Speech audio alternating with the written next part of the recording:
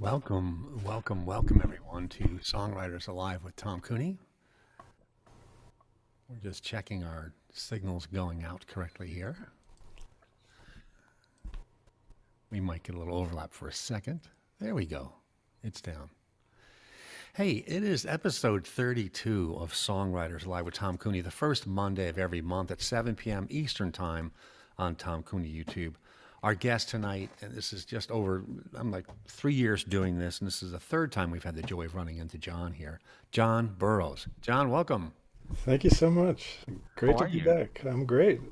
Good. See you. We were just remarking on the weather and how great everyone feels these days in the 70s, enjoying ourselves. We've got a lot of fun stuff to talk about tonight. John just finished a major release that he's going to talk about. And he'll talk about how that got wrapped up and what kinds of post-production and post-release stuff. And he just held it up, hold it up again. We're going to see a lot of that tonight. One More Ride is the name of the release. Fantastic. Thank you. You'll hear some snippets from that, including some finished product from the release, which is fantastic. And from a craft perspective, we're going to talk a little bit about how that wrapped up and what kind of post-release things the songwriter has to think about once it's done. And we'll talk a little bit about how do you address the backlog of all this stuff you were writing and how to do the new stuff. And so John's a typical songwriter where all the plates are all spinning all at the same time. So You got it. yeah. So yeah, you've had a very exciting year. It was a little busy. I did buy a house. I didn't get to move into it for a while. We needed repairs. I had some eye surgery, some other stuff, and finally we got through. And meanwhile, I'm trying to do the CD the whole time. So finally, we got the CD wrapped up and out there, and then the house, and so yeah, just coming out from under it. Amazing. Yeah, you did have a very, very busy year. Busy year. Yeah. But And you finished the release at Morning Star Studios in East Norriton, a greater Philly suburb. that's right. I had a really good experience up there. Those guys are just great. I love working with Glenn, and I learned a lot and a lot about myself too. I had a good time, and I think we did great. I've done a little bit of recording before in different kinds of environments. This, of course, was much higher level than that. But the stuff that I learned, being patient, calming down, doing different takes, and then trusting the engineer to do some magic. So it worked out great. Good. Yeah, John's referring to Glenn Barrett, the owner of Morning Star Studios and the primary engineer and producer there. And he is wonderful, yeah. And John, who are some of the folks that you had the joy of having sit in on your he has a primary core of musicians there he uses a lot? Yeah. So when I walked in, I said I want to use some session people because the stuff I'm doing is a little more complicated. And he said, "Well, let me see what you got." And after he listened he said, "Well, I'm going to bring in these guys." So we had Eric Johnson on drums, which is just top notch. Chico Huff on bass, a splendid guy. Ross, and his last name is slipping my mind for a second. It's right here on the CD. He played guitar, second guitar, and basically lead guitar. And then we had John Conahan on piano, and then another piano player. And of course, late in the game, I decided I needed some singers, and Tom Cooney helped out along with Terry Camilleri and Julianne Ott. I also was able to bring in Dave Goldberg, who I had met through Brian Huff up in Phoenixville, up at the Yeah. Steel City, and also Matt Gordon, who those guys played dobro and viola and mandolin. And at the very last minute, we had a friend of Terry's, Elsabet, and I can't remember her last name, Yeah. who gave us some. I think I got everybody there. Yeah. So Yeah. Well, it was a joy singing back up on a couple of those wonderful songs. And it's always fun to be in the studio, and they are a really nice bunch of people there. yeah, It was no, wonderful. they really seem to get it. So Yeah, and it was great to sing with Terry Camilleri and Julianne Ott. I love their voices. Yeah, and I was thrilled to work with you guys. You guys got it. When we did some rehearsals sitting around, my dining room table, and then in some other places like Pretzel Park, we really worked well together, and that's how it ought to go. So that was really sweet for me, just great. Yeah, yeah, it's a lot of fun. I just love their voices. Yeah, we're going to get onto some music pretty soon. We can go one or two directions. I'll leave this up to you. We can listen to part of the medley from the album since we're talking about it, or we can start playing some of your newer stuff live, and we can go to the medley later. It's kind of your call. Where do you want to steer things right now? Let me show you something I've been working on recently. And maybe we can do a little of the come back to some of the Sure. crazy problems that we had that we were solving at the last minute. So this was a song that had problems at the beginning. I was not sure that I had a very coherent message. It's goes uh, s- the song starts out still dancing to that high school beat, and what happened was I noticed that one of the songwriters I was working with often played a beat that reminded me of the old twist beat from the '60s. I said, "Well, that's cool. Yeah, she kind of wants to go back." And then I thought we all do. And so what I began to think about was kind of the interplay between our youthful selves and our grown-up selves, and how does that work? And so I wanted a sweet song that also allowed the more complicated things that you get into when you get older to happen too. And in this workshop, people were saying, "Oh, I want to know more. I want to know more." There was a couple of things where I said, "Well, what do you think teenagers do?" So I didn't rewrite that part, but I rewrote some other stuff. So here comes the song. Ooh, ah, dancing again with each other. Ooh, ah, yelling, hey, remember this song. Uh-huh. Ooh, ah, searching in each other's faces. Ah, every kiss and smile, every laugh and cry, while we're fading like the stars at dawn. Still dancing to that high school beat, the one that everyone loved. Still dancing to that high school beat. Whoa, it was our road to paradise. Still dancing to that high school beat. Nothing could stop us then. Crazy kids in the night. Whoa, again and again and again. Ooh, ah, over the bridge of desire. Ooh, ah, playing in the fields of love. Uh-huh. Ooh, ah, everybody all on fire. Ah, after all this time, oh yeah, we're still dancing to that high school beat. Still dancing to that high school beat. The thing is, we've all kind of changed. Aging hearts in the night, whoa. Memories of what might have been. Still dancing to that high school beat. Back there over our shoulder. Crazy kids in the night, whoa. Dancing to that high school beat.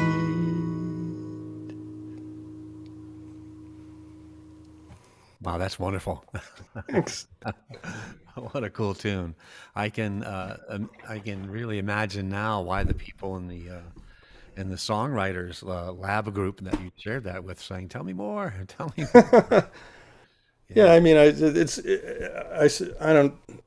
I suppose you're not supposed to give it away, but it's sort of it was like a snapshot of things that go through your mind at a high school reunion. 20 years after the fact, and everybody's kind of like, yeah, hey, wait a second, yeah, or something. yeah. The rhythm was nice though. It felt cool. It brought you back to that time. Yeah, that was the idea. Yeah. So that was certainly one thing that I was playing around with. Uh, if you want, I can just show you something completely different.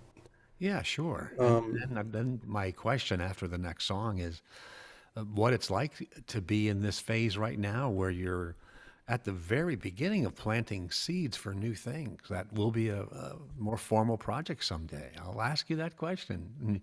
No, that's right. I mean, exactly. So you can hear, the old style in that and sort of thinking, Beach Boys backup. What would, would Yeah. we do the same kind of thing that we did, you and Terry and Julianne? So, Yeah. but let me show you this other one. So Sure.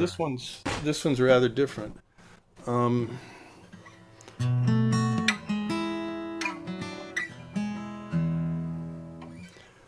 Here comes the turn of the year. Stars like a wheel in the sky. Table with more empty chairs. Chaos of life flying by. So it's just up to us now. Meat and potatoes and spice. Holding our hands all around. Our music, our laughter, our feast. Once more we circle the sun. Hold off the dark and the cold. Here with our favorite ones. And yes, we have gotten this old. Here at the bottom of time, memories bringing back tears. Bring out the candles and wine. Here at the turn of the year.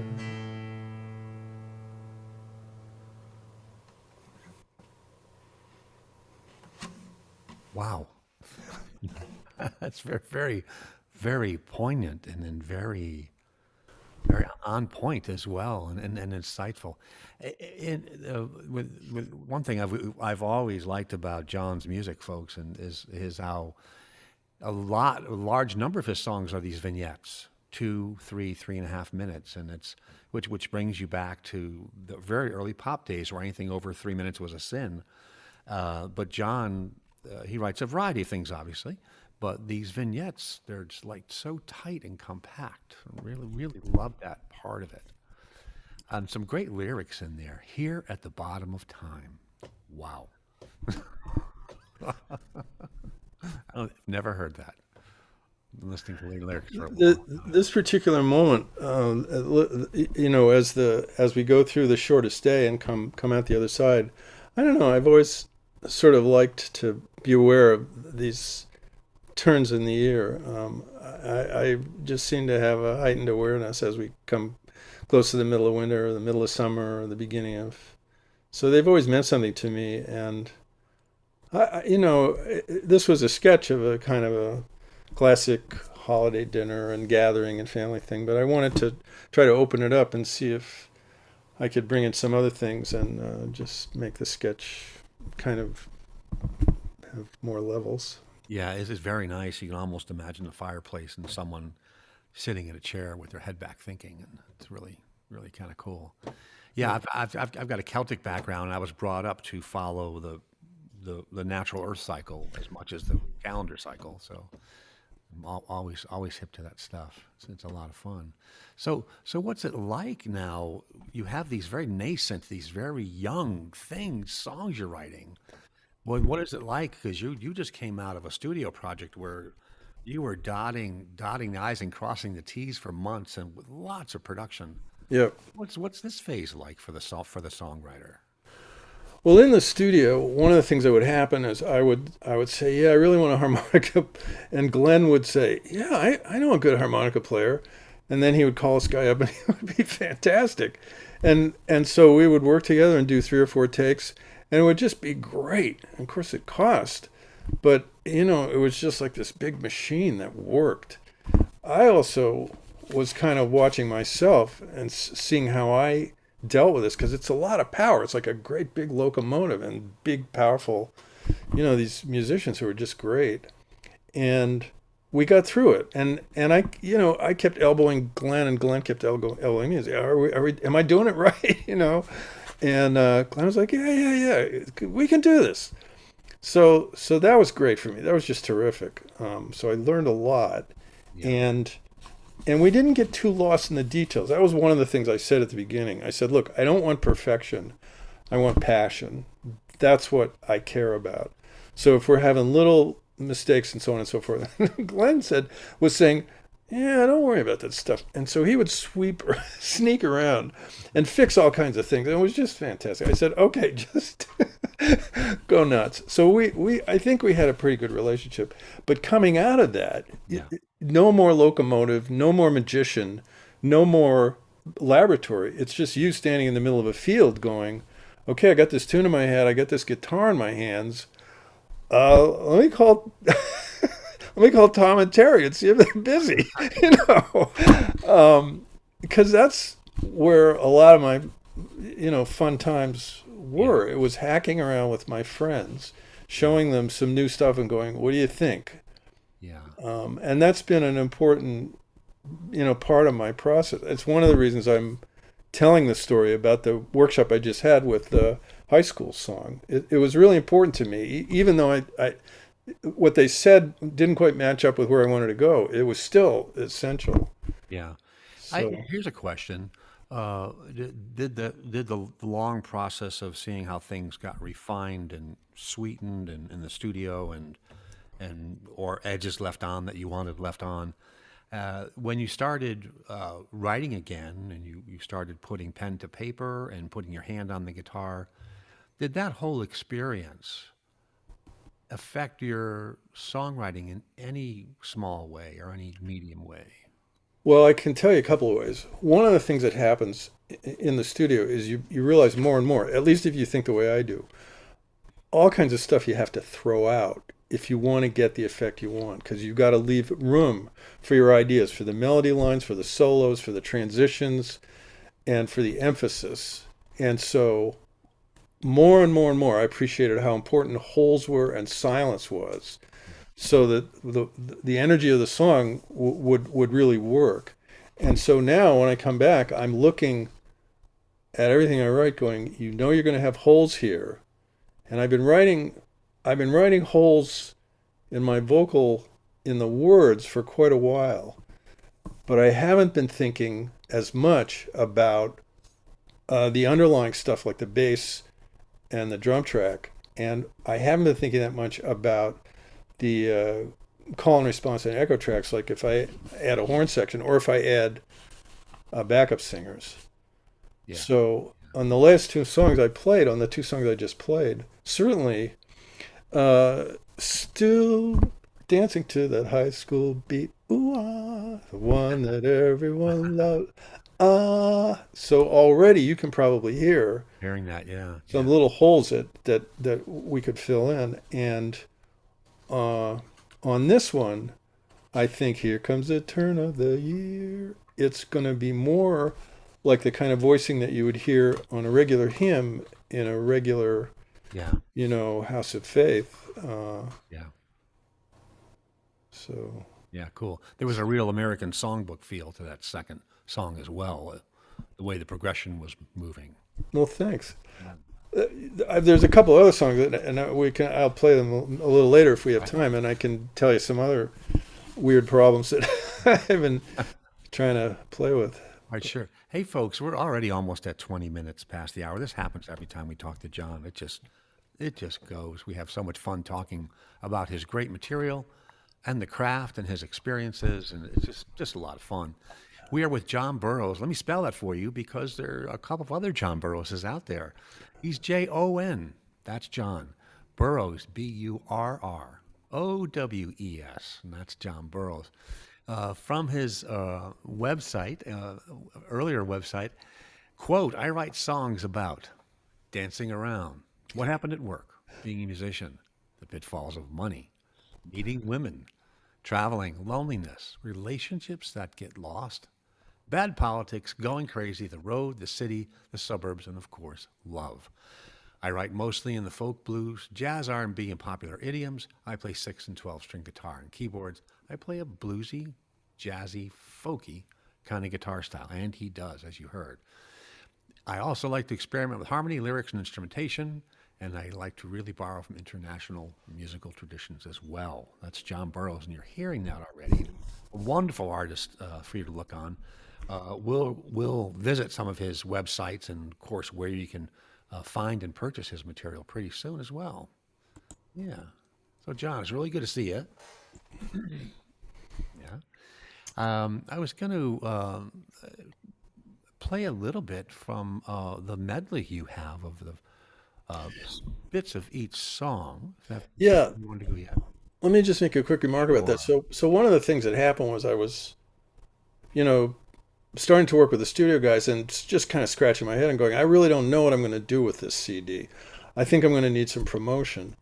And Glenn said, there's this guy, Eric Balke, that does promo, and if you get in touch with him.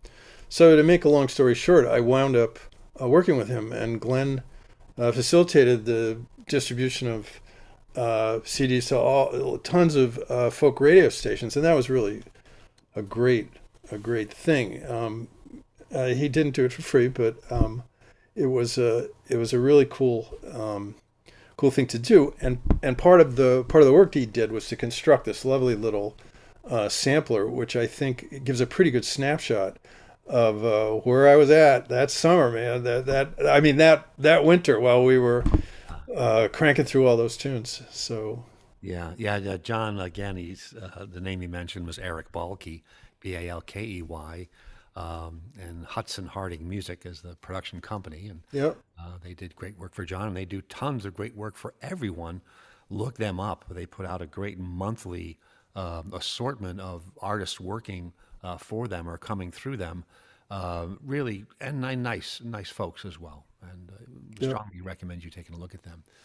We're going to listen to a few minutes of sampling from John Burrowes' recently released release called One More Ride. Let me just set that share up here.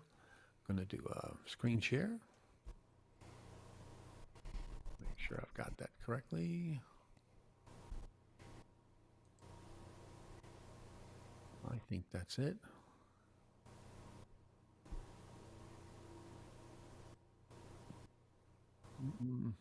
Why am I not seeing that?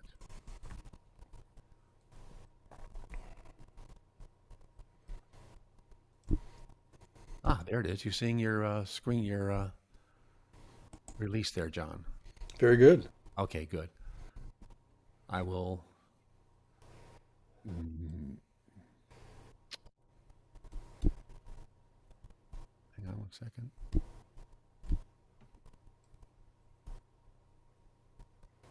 This old Jimmy Rogers song, Waiting for a Train. I guess I should cover that.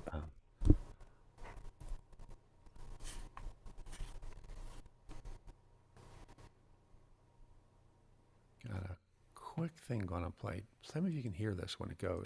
More ride, one more ride. You know the road doesn't care if you're here or there. It's just a one more ride. Let me tell you, one more ride, one more ride. What difference does it make what you leave or take? We got a one more ride. One more ride, one more ride. But come on, hurry, 'cause we're running out of time. We got a one more ride. Early morning, lying in bed. How far can I go? This is how the world begins. But honey, I don't know. Well, sure, I got the blues. You know I got the blues. Wake up in the morning, mirror says I got 'em. Yeah, I got the blues. Sure, I got the blues. You know I got the blues. Nobody asked me, still I'm gonna tell you. Yeah, I got the blues. Should I go to Mexico? Tell me please, I want to know. Should I take the road I know? Or should I go to Mexico?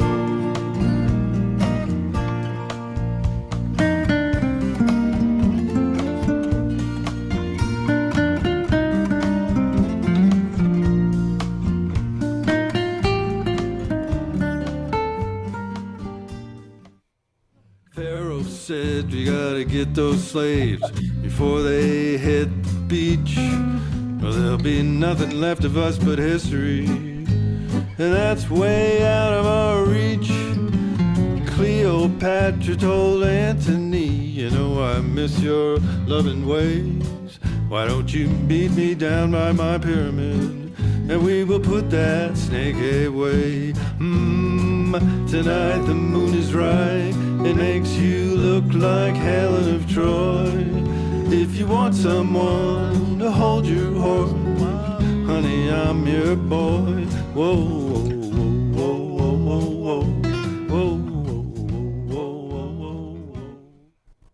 So here I am, and this is what I do. I get up in the morning and I put on the blues. Sometimes I wonder if I'd be better off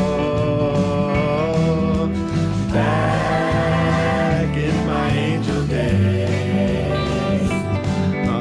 Back in my angel days, when all my cares and worries were so far away. Yeah, back in my angel days.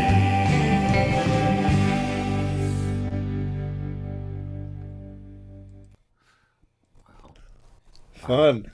That's fun stuff. It sounds wonderful. Thank you. Yeah, again, that is from John's very recent release called One More Ride. That was an album medley, and you're going to be able to purchase it and look it up and in these next few sites we're going to look at in a second. And it's just wonderful work, John. The songs are great. They swing. Every one of them has this groove. That's which is a great. I remember when Jackson Browne accepted. It must have been a good 10 years plus year. Got into the Rock and Roll Hall of Fame.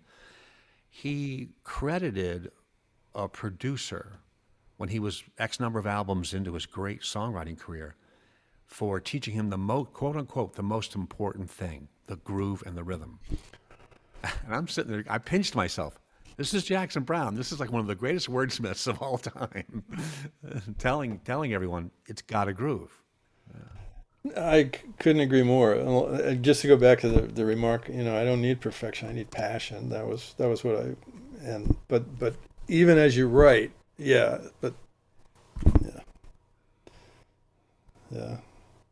Yeah, it is wonderful. Well, thanks so much. Yeah, it's funny. I'm listening to that now and thinking, yeah, some of those tunes, one of those tunes is about 10 or 15 years old, not in the medley. And some of them are older. And in addition, they are, Eric helped sort of gather together tunes that were going to be, appealing to the folk DJs, which are the people that he communicates with. And so we did a certain amount of filtering. Some of the stuff that we recorded was more jazzy. That stuff is still sitting in the can waiting to get mixed. Yeah. So this is a style.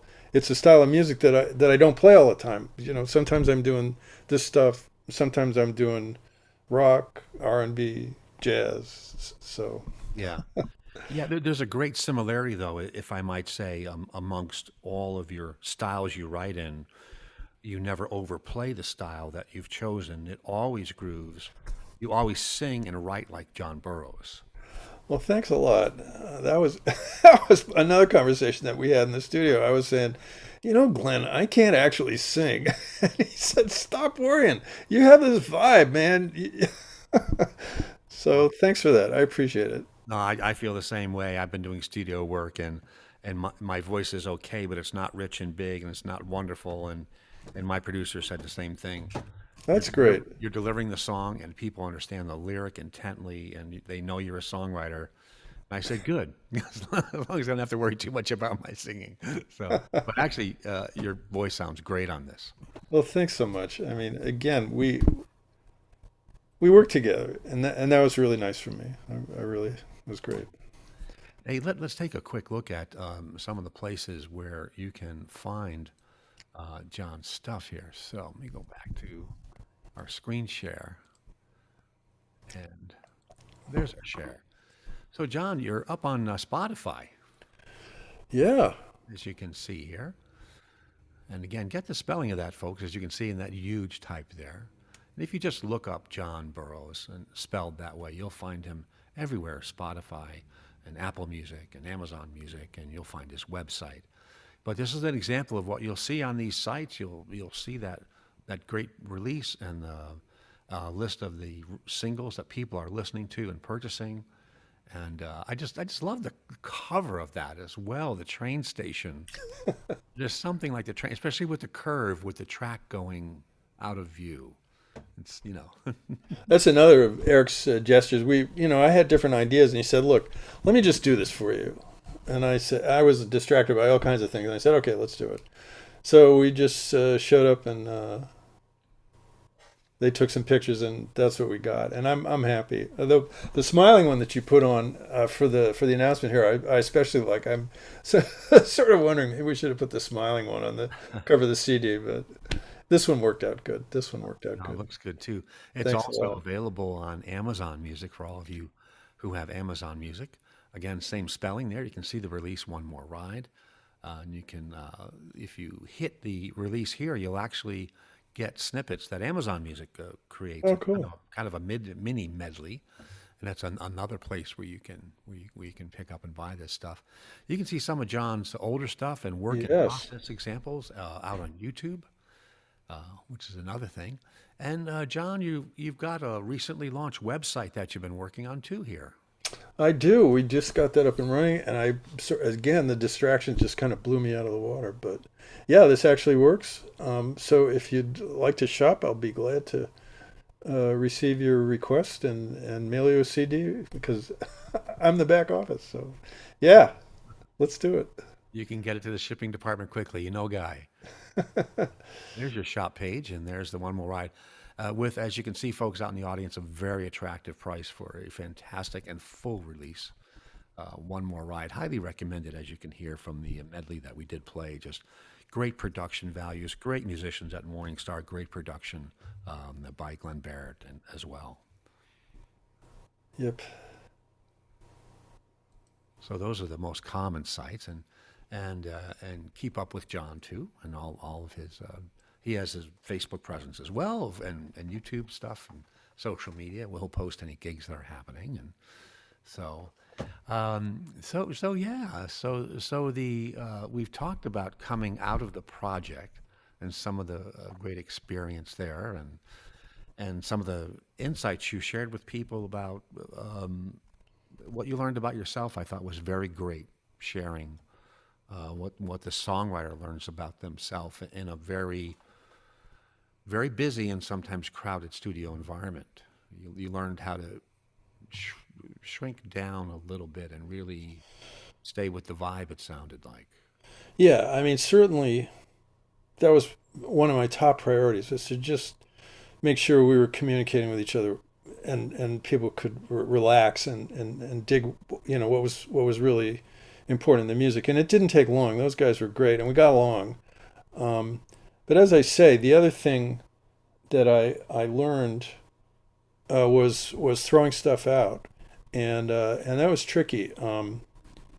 Part of it was a matter of having hired these guys to play all kinds of stuff, and basically sort of the marching orders are just let it rip, man. Just play all the way through, and we'll edit it out later. And there were times when I pulled most of a track out just because all I needed was this one piece.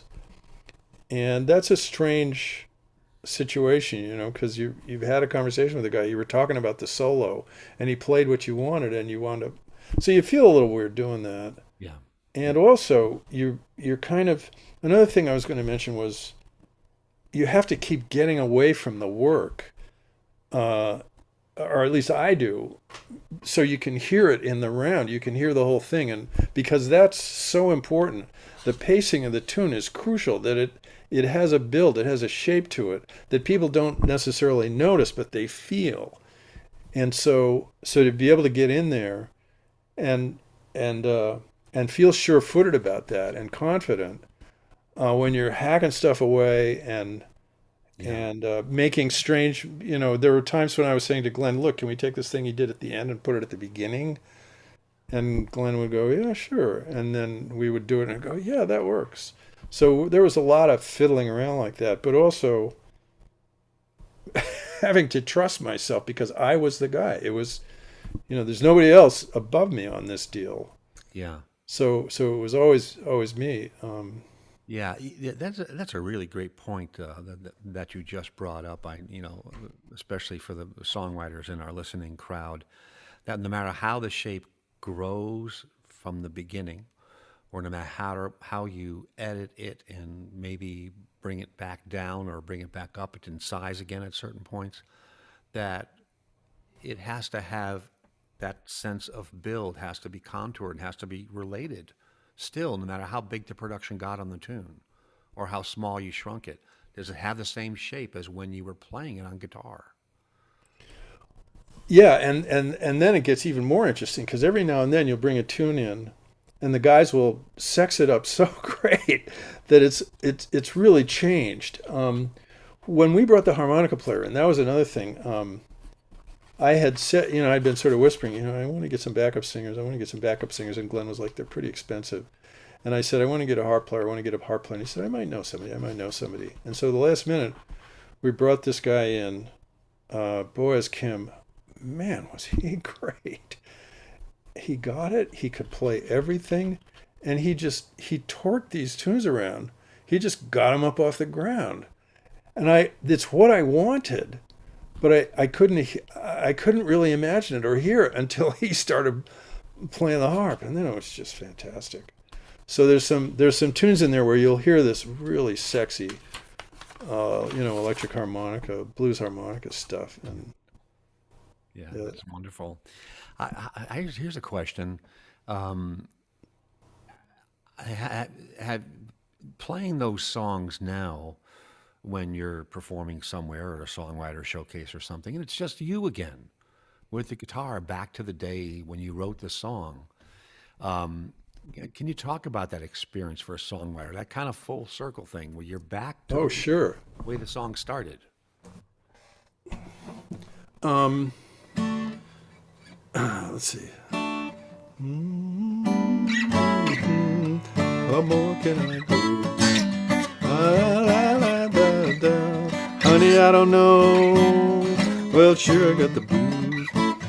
This is the chord configuration that I wrote it in, and this is the one we wound up playing it in C, I think. Early morning, lying in bed. So first, I'm going to go back to the configuration I wrote it in because it's just me, and then I don't have any backup. So I got to add all the little filigree. But I'll tell you something else. You get happy with a tune, and you love it, and you start expressing it more. For me, I started expressing it more personally. Like another tune is I'm gonna work until I am free and clear. While I'm waiting, gonna have a beer. Next thing, and that one, I really have always liked. I kind of hoped I could get, other guys interested in it. I did get other guys interested in it. I finally recorded it, and now I'm just like, I'll just play this thing anyway I feel like. So to answer your question, in some cases it's just a blast. You just open the tune up and go crazy. So Yeah, that's fun. Yeah, the relationship of a songwriter to one of their songs. It's amazing how it changes over yeah. time. When it's working, and other people have enjoyed it, you're like, all right, let's go crazy here. You know what I mean? Yeah, Let's no, have some fun. no, exactly. I know exactly what you mean. For me, that point of revisiting the joy matches the point really early in that song's process where you finally figured out how to deliver it, especially live, and you finally figured out how the groove was going to punch. Yeah, You were so happy playing that thing for a number of months because you were killing it, and that bookend after the production is kind of the same. You went right back to that. yeah. Here's what it sounds like. Yeah. Yeah, you know, I've always we mentioned that on this song, the show a lot about songwriting, is that you know there are many great tests of a song, as if tests are even valid for a song, but there are many great tests of a song, and one of them is how great does it sound under one musician's fingers, the keyboard or the guitar. Can they really share with you the way they play it? This is how the song was conceived. Listen to how I deliver the lyrics. Listen to how I play it. This is the song, regardless of where it went on its journey, you know? I think for me, that's an amazing remark, and it can be a little scary, particularly if you're starting to think about constructing a song that's got several parts or several layers to it. And that's certainly one thing I've been trying to do more and more. So yeah, I agree with you. If a song is good, it'll be good when one person and one guitar is doing it. But there are some songs that are kind of difficult to do. The song that pops into mind is the Beach Boys' I Get Around. I think everybody from our generation remembers that song, I get around, round, get around, I get around. Brian Wilson was really smart in the way he added in those voices. Somehow they all chain together, and you can pretty much sing everything that they sing. But it turns out they're separate parts, and they're very carefully architected to fit together. And so the tune, the real tune is the one with all the parts. And so when you're as crazy as I am and you get ambitious, you want to start building stuff like that, and it's tricky. And you're often asking yourself, okay, I've just built this thing with a bunch of parts. Can I still play it? You know, if I play it to somebody, will they get what I'm trying to do? Because it's only me and the guitar. So yeah, that's a big question. I know what you're saying. Yeah, yeah, that is funny. That is funny. Hey, we are with Jon Burrows, folks. Jon Burrowes. You can look him up on Jon Burrows on website and Apple Music, Amazon Music, Spotify. Just type in the name, it'll take you right to his page. We're talking a lot about his very recent release called One More Ride. Fantastic release with wonderful songs that we've heard a bunch of tonight. John's also shared a couple of new originals he's crafting right now. And we're talking a lot about the process of the life of a song, from how it starts to how it builds to maturity, how it gets into fuller production in the studio, and how the song lives again as a song after the production and the release material. It's just they're typical. I hope you're enjoying our songwriting craft discussion. This is a lot of fun. So the phase you're in now, where you're writing new things, in terms of content, since you're back into a lot of guitar in hand again phase and paper under pen phase, in terms of content, things you're writing or feeling, has been any change or any new areas of interest since this prior project? Yeah, I would say that there's been a certain amount of change. One thing that happens to songwriters, particularly, well, I don't know if you're single or married, it doesn't matter. You often find yourself writing about your relationship, your primary relationship, because it's a big deal. It's important, and where you're able to access the feelings that you have about it. We tend to write a lot of these songs, and you can call them love songs or whatever. But you can wind up writing a lot of those. You can't really have a program full of them. You kind of have to have different stuff. So I've certainly had other things I've wanted to write about. One of the things, as I mentioned, was kind of the interplay of our youthful selves to our grown-up selves, not necessarily in connection with a relationship. And I guess another thought is the kinds of experiences that I had when I was working in corporate life, and I had to deal with people who were pretty egotistical and pretty unfeeling. And to write a song about that isn't quite as easy as it looks. People are always saying, yeah, we got to write songs about work and the labor movement and stuff like that. And I do have a song about that. It's called The Old Red Flag. Here comes the old red flag, taking it out of the bag. And it's a cool song. My lefty friends love it. It's country's probably not quite ready for it yet, but so that was one. Another song I wrote is The Takeover, and it's about two guys that are planning a hostile takeover, and it's a real song, and it's okay. So yeah, those are more important to me. I think to figure out how to write stuff that exposes those ideas and lets people kind of see into it, because not everybody has to work in a corporation, but Yeah. to hear these two bad guys talking to each other, I was kind of proud of myself for doing that. Yeah. Oh, and then the other thing that happens, as the folks in the audience probably know, is you write a lot of stuff, and before your next project goes out, whether it's a 6-song EP or a 12-song release, you're writing 20, 25, 30 things, and then you say, okay, how do these all develop? How do I feel about them? And is there a concept or that I want to develop from them? So you're always writing. It doesn't matter what your release package eventually might be. Yeah, that's true. And it's interesting you mentioned the theme. Yeah, I am scratching my head thinking, if you had to say what the theme of your next project might be, if you got any ideas, and certainly one of the themes for me is liberation, or I suppose the dark side of it, you could say, would be escape or something like that. Yeah. And I certainly have written a number of tunes about that kind of thing. Fascinating. Yeah, I think I had shared on a previous show here that one of the major themes of my writing for the last few years is characters who are on the precipice of change. Sure. They've gotten through something, they've worked through something very major, and they are on the precipice of positive change and activity. And and the songs I was writing were unconsciously all about approaching that line. Very interesting. I remember we talked about that. Things happen. Hey, was there something else that you said you had some new stuff you wanted to share? Was there something new or old that you figured you want to share with folks live tonight? Let me show you. Yes. Sure.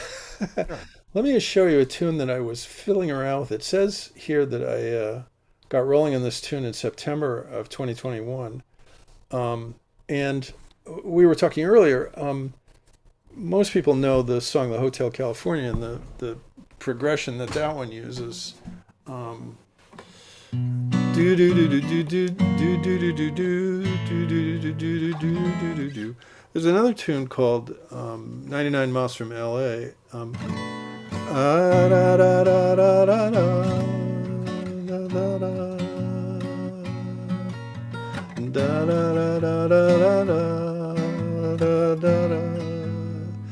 So that sort of slide down, and I was just fiddling around on the guitar, and I came up with this.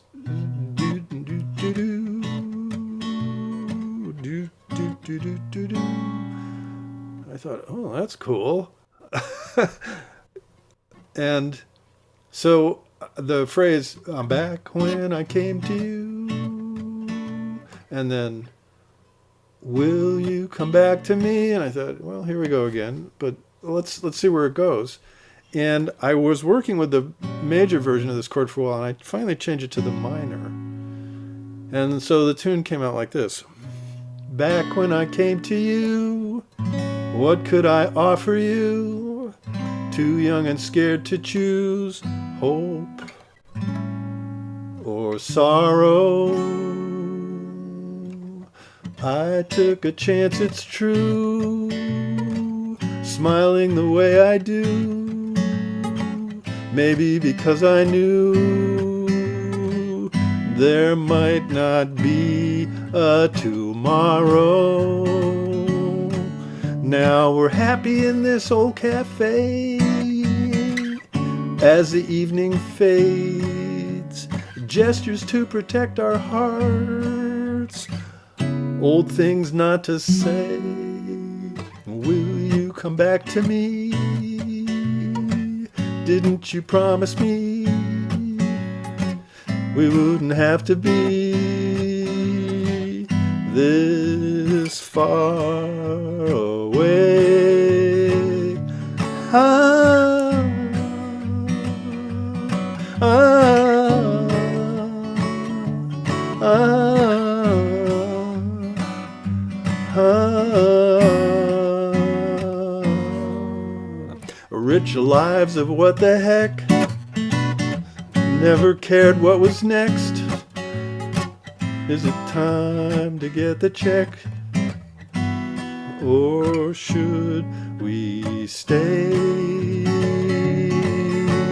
Will you come back to me? Do I again not see? Is this fate accompli? Oh, there's that smile. Okay.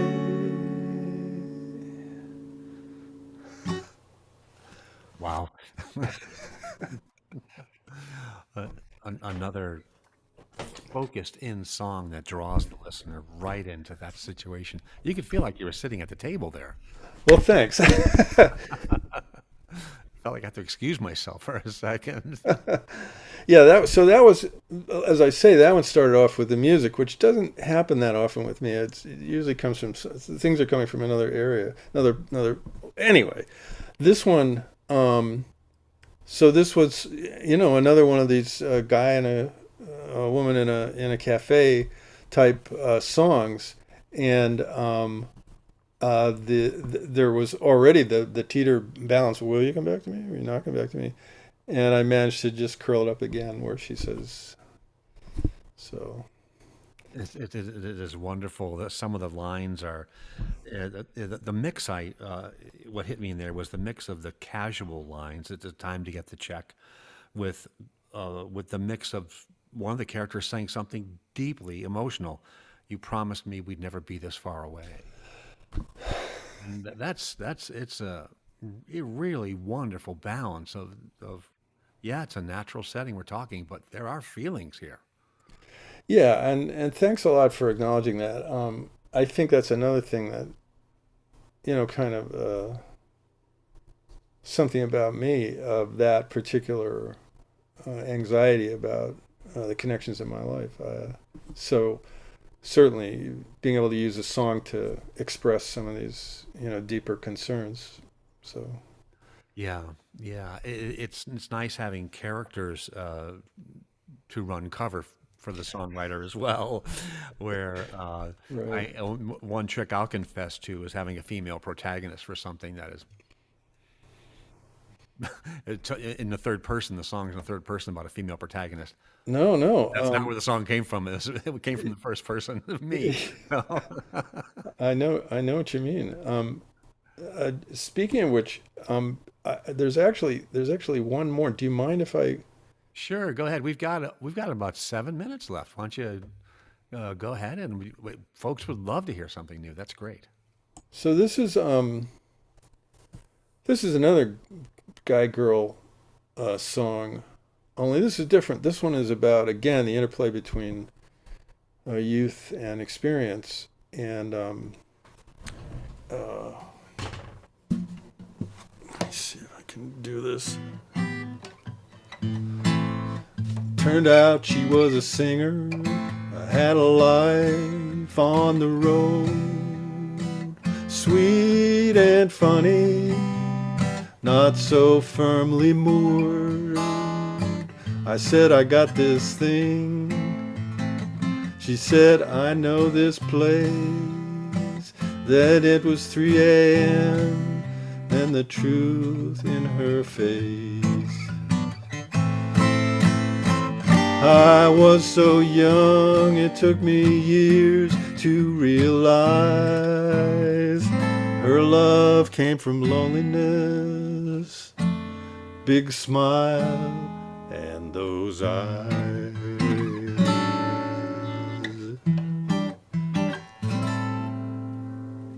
A little while we were both high, laughing at our doom.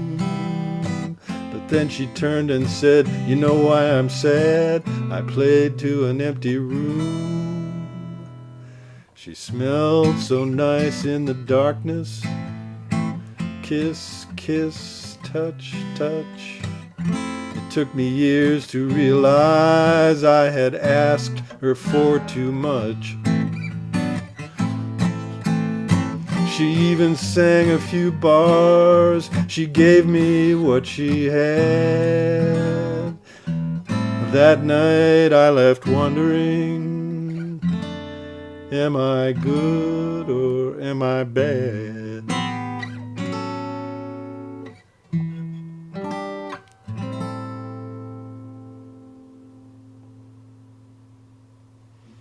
Wow, that's fascinating. Very interesting song.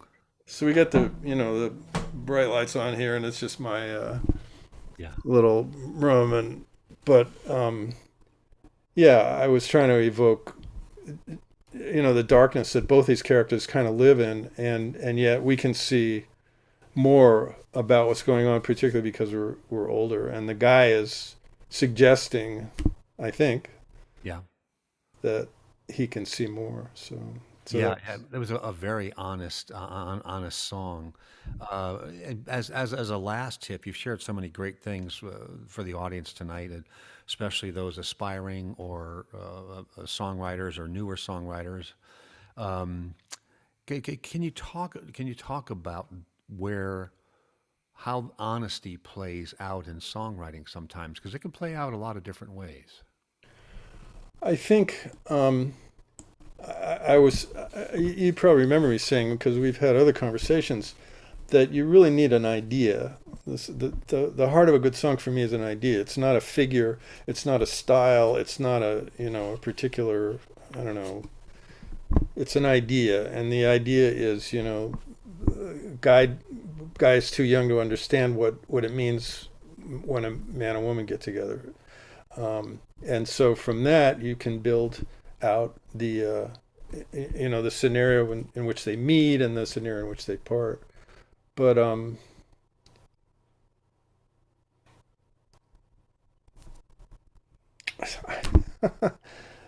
Yeah, the how does the honesty play out in that as that thing goes forward? in Because it that, seems like they were older, and was one of the comments you made about the song, and perhaps could be a little more candid with themselves because they were making internal comments. so I guess what I was suggesting from the idea is that it's a real idea. It's a powerful idea, and yeah, maybe it doesn't have very much to do with you at all. Maybe you're just such an incredible writer that you're able to create this stuff. I can't do it. Stuff has pretty much got to come from me for real. The things that I really care about. Now, having said that, do my old girlfriends go through my songs and go, "Is that about me?" I don't know. I was funny. I for many years wrote was played with another songwriter in Connecticut, Tom Rochford, very good songwriter, and when we were laughing at his house one day, and I asked this about a certain song, and his wife is just so wonderful, very good friend, and she turned to me and said, "All the love songs are about me, Tom." That's in response to your comment about that. I think it's crucial for some of us. I don't think everybody writes this way. I think the people that do write this way, it's pretty difficult sometimes to feel this stuff and then be able to articulate it and then shape it and then still feel comfortable about showing it to other people. It's a thing, at least the way I write. Yeah, The stuff. there are many songwriters like that. I'm one of them. I'm an introvert, so I process the Yeah. world internally as I experience reality. So for me, unless it's a protest song or a social commentary song, it is an internal to the outside process. Yeah. Yeah. The stuff I write, mostly it really means something. Now, having said that, yeah, I've certainly write frivolous stuff, and someday we can play around with that stuff. But yeah, no, that's the high road. And Yeah. it was wonderful, and then that song was another great example of how candid and pointed your songwriting sounds to folks, and even when it was relaxed, it sounds relaxed as well, like someone's just talking, whether to themselves or to the other person. Well, thank you Wonderful very much. stuff. Thank you Our so guest much. tonight, folks, has been John Burroughs, JONBURROWES. And you can find him at johnburrowsmusic.com. That's his main website. And that's probably the best place to shop and pick up that great recent release, One More Ride. Of course, if you can buy it from the artist's website, that's where they do the best. And it's just, John, thank you for sharing your new stuff. Thank you for sharing how this project completed.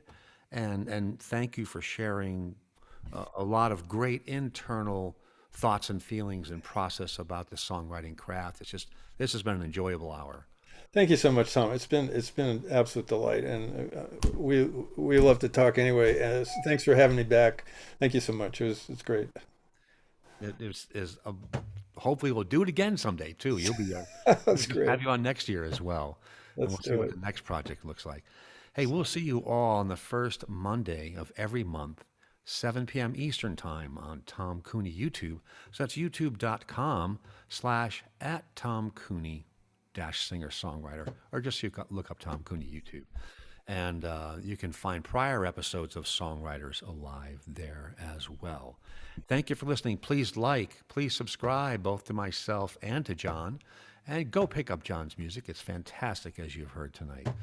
And be well, be safe, be kind, and be positive, everyone. Be sure to vote tomorrow in the midterm elections. And John, one last thank you again. Thanks. Thanks so much. Great to see you. Good night, everybody. Good night, folks.